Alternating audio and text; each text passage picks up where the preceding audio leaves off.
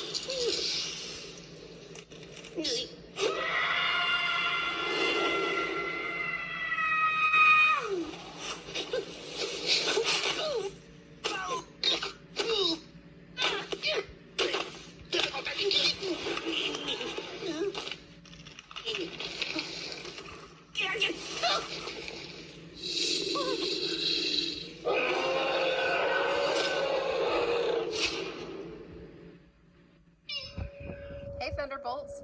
So what did you think? Did you enjoy Scrat? He's a funny guy. He's very determined. He's very persistent. He's my favorite character.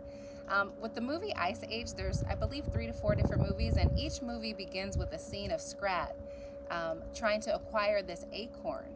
he's determined to succeed and get this acorn. So I do hope you enjoyed the video, our example of being persistent. Some questions that I want you to keep in mind of and to reflect on. What challenges did Scrat face? What obstacles did he face?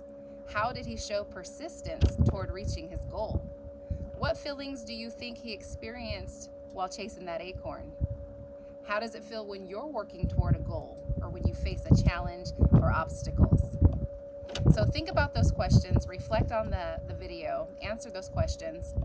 And then anytime that you are learning something new, trying to do something, trying to accomplish a goal, we want you to use the strategies of taking breaks often to regroup, to refocus. We want you to pay attention to what is working for you, pushing you towards reaching that goal, and then also what is not working for you.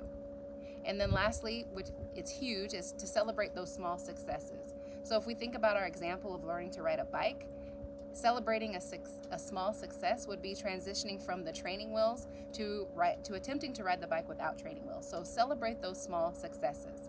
Okay? So remember persistency, the ability to stick with something, never giving up, to be determined, committed, dedicated. It's our drive and our motivation to accomplish a goal. Okay? So the ways to develop persistence: identify your desire and your goal, determine your motivation, create an action plan, steps, keep a positive attitude, and develop positive habits and discipline. So I encourage you this week, focus on being persistent in all that you do.